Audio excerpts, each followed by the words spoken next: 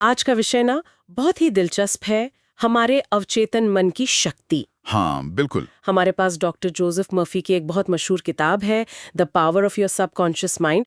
ये तो वही किताब है ना जिसके बारे में कहते हैं कि लाखों लोगों की जिंदगी बदल दी इसने। हाँ, वही। और जानकारी ये कहती है कि डॉक्टर मर्फी ने मतलब पूर्वी फिलॉसफी और धर्मों का काफी अध्ययन किया, भारत में भी रहे वो। और उनका निष्कर्ष ये था कि हम सबके अंदर एक गजब की शक्ति है, यही अवचेतन मन की शक्ति। ओके। तो आज हम इसी स्रोत के आधार पर समझने की कोशिश करेंगे कि ये अवचेतन मन आखिर है क्या, काम कैसे करता है, और क्या सच में जैसा ये स्रोत दावा करता है, इसका इस्तेमाल करके चमत्कार हो सकते हैं। सुनने में तो बहुत रोमांचक लगता है। हाँ, तो चलिए इस जानकारी में थोड़ा गहरा उतरते हैं। बिल्कुल। तो देखिए, मूल बात यह है कि हमारा मन तो एक ही है, पर इसके दो हिस्से या पहलू कह सकते हैं। एक है चेतन मन, मतलब कॉन्शियस माइंड। हाँ, जिससे हम सोचते समझते हैं, रोज के काम करते हैं। बिल्कुल। लॉजिक, रीजनिंग, निर्णय लेना, ये सब चेतन मन का काम है। ये समझ लीजिए कि सतह पर है। ठीक है। और दूसरा है अवचेतन मन, सबकॉन्शियस माइंड। ये सतह के नीचे है, पर्दे के पीछे। अच्छा। हमारी आदतें, हमारे गहरे विश्वास, शरीर की वो क्रियाएं जो अपने आप चलती हैं, जैसे सांस लेना, दिल का धड़कना। हाँ, ये सब अवचेतन के कंट्रोल में है। तो स्रोत कहता है कि इन दोनों के बीच का जो रिश्ता है ना, और अवचेतन की जो ताकत है, उसे समझना ही मेन बात है। और सबसे मजेदार बात पता है क्या है? स्रोत के मुताबिक अवचेतन मन को सही गलत की पहचान नहीं है। क्या मतलब? सही गलत की पहचान नहीं? हाँ, वो बस दिए गए निर्देशों का पालन करता है, आंख मूंद कर। ओह, अच्छा। और इसी को समझाने के लिए वो बगीचे वाला उदाहरण था ना? हाँ, बिल्कुल, कि हमारा मन एक बगीचे जैसा है और हम, यानी हमारा चेतन मन, उसके माली हैं। और हम दिन भर विचारों के बीज बोते रहते हैं, जाने अनजाने। और ये बीज कहाँ से आते हैं? हमारी आदतों से? हाँ, हमारी आदतों से, हमारी पुरानी सोच से। तो स्रोत कहता है, भाई अगर माली कांटों के बीज बोएगा तो अंगूर कहाँ से उगेंगे? सही बात है, मतलब जैसे विचार वैसे नतीजे। बिल्कुल। एक और उदाहरण दिया था जहाज वाला, वो भी बड़ा अच्छा है। हाँ, वो कप्तान और इंजन रूम वाला। वही, चेतन मन जहाज का कप्तान है। वो सोच समझकर बताता है कि किधर जाना है, क्या करना है। डायरेक्शन देता है। हाँ, और अवचेतन मन वो इंजन रूम की टीम है। उनका काम बस कप्तान के आदेशों को मानना है, बिना सवाल किए। बिना सवाल किए। चाहे कप्तान उन्हें कहे कि जहाज चट्टान से टकरा दो, वो वैसा ही कर देंगे। उन्हें सही गलत से मतलब नहीं। बाप रे! तो मतलब ये अवचेतन मन बहुत शक्तिशाली है, पर उसका अपना विवेक नहीं है। वो सिर्फ एक टूल है, एक सेवक है, जो चेतन मन से मिलने वाले विचारों, विश्वासों, आदेशों को हकीकत बनाने में लग जाता है, चाहे वो हमारे लिए अच्छा हो या बुरा। ये बात तो सच में सोचने वाली है। मतलब हमें अपने चेतन विचारों पर बहुत ध्यान देना होगा। बिल्कुल, क्योंकि अगर हम लगातार नकारात्मक सोच रहे हैं तो अवचेतन तो उसे भी सच बनाने लगेगा। हाँ, जैसे वो उदाहरण था कि कोई गुस्से में बार बार सोचे या कहे मैं उसे मार डालूंगा। हाँ, तो स्रोत कहता है कि अवचेतन मन, क्योंकि उसे सही गलत पता नहीं, वो ऐसी परिस्थितियां बना सकता है कि वो इंसान सच में कोई हिंसक कदम उठा ले। ओह। और दूसरी तरफ, अगर कोई छात्र है, वो पूरे विश्वास से लगातार दोहराता है, मैं टॉप करूंगा, मैं टॉप करूंगा, और उसे महसूस भी करता है, तो अवचेतन मन इसे एक लक्ष्य की तरह ले लेगा। फिर वो उसे उतनी मेहनत करने के लिए प्रेरित करेगा, उसका फोकस बढ़ाएगा। और शायद वो सच में टॉप कर जाए। हाँ, क्योंकि अवचेतन मन उस विचार को हकीकत बनाने के लिए काम करने लगता है। तो बार बार दोहराए जाने वाले विचारों की शक्ति बहुत ज्यादा है। अच्छा, और वो नकारात्मकता और डर का क्या? जैसे वो सिंगर वाला किस्सा था एनरिको करूसो का। हाँ, करूसो वाला बड़ा दिलचस्प किस्सा है। कहते हैं कि शुरू में उन्हें स्टेज पर जाने से बहुत डर लगता था। हाँ, गला सूखना, पसीना आना। बिल्कुल, उनके मन में यही आता कि मैं गा नहीं पाऊंगा, सब हंसेंगे।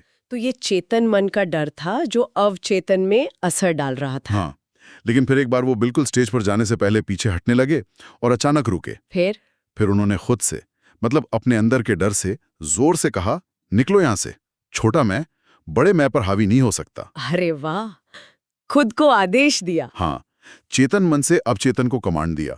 और कहते हैं उसके बाद वो पूरे आत्मविश्वास से स्टेज पर गए और जबरदस्त परफॉर्मेंस दी। तो ये दिखाता है कि हम चेतन मन की इच्छा शक्ति से डर को भगा सकते हैं। स्रोत तो यही कहता है। और ये सिर्फ स्टेज के डर की बात नहीं है, हम रोजमर्रा में जो खुद से कहते हैं ना, जैसे ये बहुत मुश्किल है। हाँ, या मुझसे नहीं होगा, मैं स्मार्ट नहीं हूं, पैसे कमाना मेरे बस का नहीं, ये सब नेगेटिव सुझाव हैं। जो अवचेतन मन पकड़ लेता है। बिल्कुल। और फिर वो वैसी ही परिस्थितियां बना देता है जहां ये बातें सच लगने लगती हैं। हम खुद ही अपनी लिमिट बना लेते हैं। वो एक और लड़की का उदाहरण था ना, जो गायिका बनना चाहती थी। हाँ, वो ऑडिशन में बार बार फेल हो रही थी, आवाज अच्छी थी पर मन में पहले ही सोच लेती थी कि सिलेक्शन नहीं होगा। एग्जैक्टली उसका अवचेतन उसी नेगेटिव सोच को सच कर रहा था।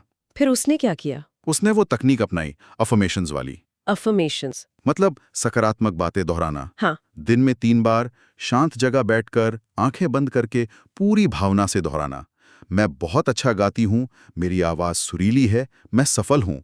और इसका असर हुआ? कहते हैं करीब 1 महीने में उसका आत्मविश्वास इतना बढ़ गया कि अगले ऑडिशन में वो सिलेक्ट हो गई। तो ये सकारात्मक पुष्टि की शक्ति दिखाता है। अच्छा, पर ये अवचेतन मन तक अपनी बात पहुंचाने का सही समय कौन सा होता है? हाँ, ये भी बताया गया है। सबसे अच्छा समय है रात को सोने से ठीक पहले और सुबह जागने के तुरंत बाद। ऐसा क्यों? क्योंकि उस समय हमारा चेतन मन, जो लॉजिक लगाता है, शक करता है, वो ज्यादा एक्टिव नहीं होता।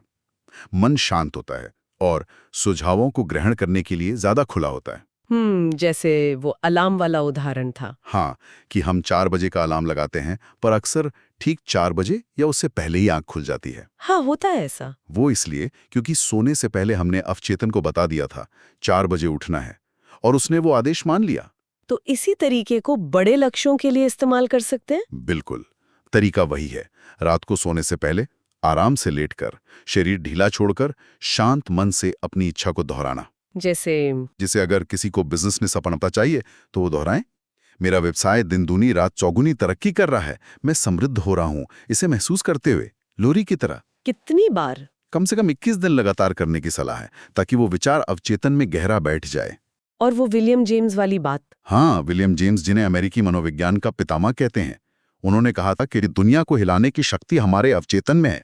मतलब इतनी शक्ति? स्रोत के अनुसार हाँ, जो भी आप गहरे विश्वास से अवचेतन पर झाप देते हैं, वो उसे पूरा करने के लिए जमीन आसमान एक कर देता है।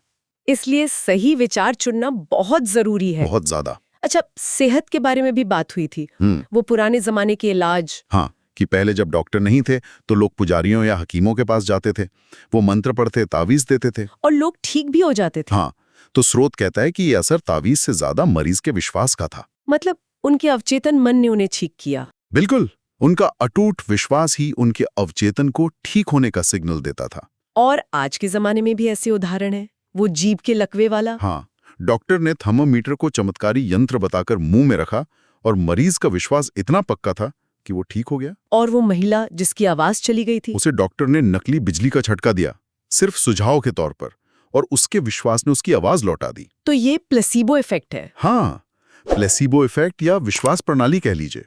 मतलब अगर यकीन पक्का हो कि कोई चीज ठीक कर देगी, तो अवचेतन मन उसे सच बना सकता है, चाहे इलाज असली हो या नकली। वो जो अंदरूनी हीलिंग पावर है ना, जिसे लोग प्रकृति, जीवन शक्ति या ईश्वर कहते हैं, वो मूल रूप से अवचेतन की ही शक्ति है। और वो कोशिकाओं वाली बात कि शरीर हर 11 महीने में नया बन जाता है। हाँ, ये एक वैज्ञानिक तथ्य है।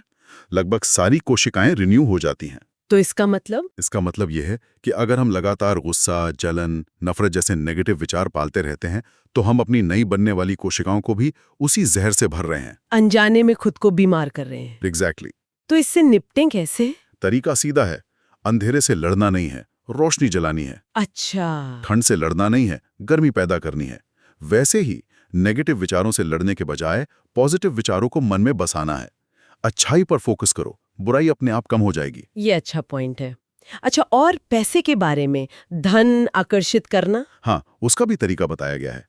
एक सिंपल तकनीक, रोज सोने से पहले और सुबह उठने के बाद 5 मिनट तक सिर्फ 2 शब्द महसूस करने हैं, धन और सफलता। बस ये 2 शब्द? हाँ, इन्हें लोरी की तरह शांति से महसूस करते हुए दोहराना है।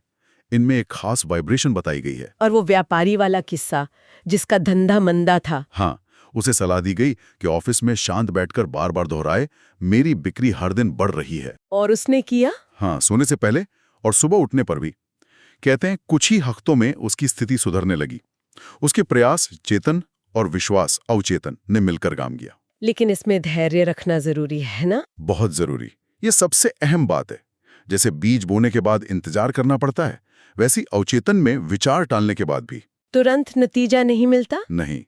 और अगर तुरंत नतीजे ना मिले तो निराश होना या शक करना वो बीज को उखाड़ने जैसा है। विश्वास रखना होगा। और वो अमीर लोगों के प्रति नजरिया। हाँ, ये भी बड़ा जरूरी पॉइंट है। अक्सर जो लोग पैसों की तंगी में होते हैं वो अमीर लोगों की बुराई करते हैं। ये बेईमान है, गलत तरीके से कमाया होगा। हाँ, ऐसा सोचकर वो अनजाने में पैसों को खुद से दूर धकेल रहे हैं, क्योंकि नियम यह है कि आप जिसकी निंदा करते हैं वो आपसे दूर भागता है। तो क्या करना चाहिए? जब भी किसी सफल या अमीर इंसान को देखो तो मन में कहो, मैं इनकी सफलता की सराहना करती हूँ, ईश्वर इन्हें और दे। अगर ये सफल हो सकते हैं तो मैं भी हो सकती हूँ। अच्छा, मतलब पॉजिटिव नजरिया रखना है। बिल्कुल।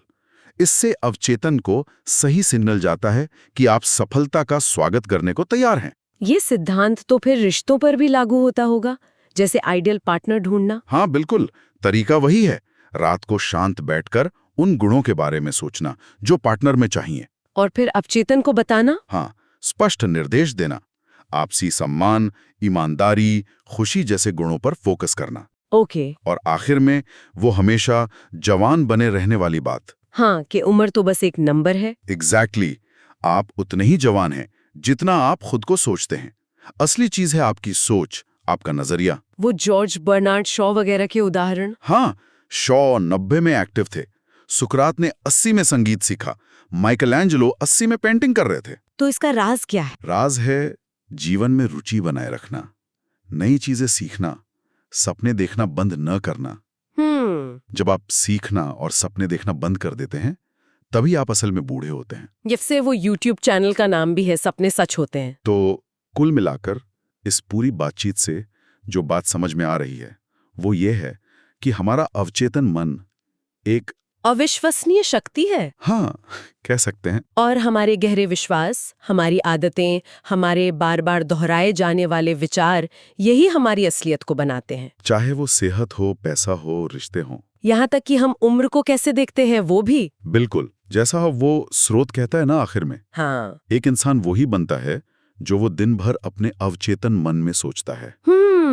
ये तो बहुत गहरी बात है ना? और अगर इस स्रोत की बात में दम है कि हमारे विचारों में इतनी ताकत है, अच्छी या बुरी, तो शायद एक सवाल हम सब के सोचने के लिए छोड़ सकते हैं। कैसा सवाल? कि ऐसी कौन सी एक पुरानी, गहरी बैठी हुई सीमित करने वाली सोच या विश्वास है हमारे अंदर, जैसे ये मुझसे नहीं होगा, या मैं इस लायक नहीं, या मेरी किस्मत ही ऐसी है, कुछ भी। हाँ, होती है ऐसी सोच। तो सवाल ये है कि क्या आज से, अभी से हम उस एक सोच को चुनौती देने और उसे बदलने का फैसला कर सकते हैं? सिर्फ उस एक बदलाव की शुरुआत करने से क्या क्या बदल सकता है, इस पर सोचना वाकई दिलचस्प होगा।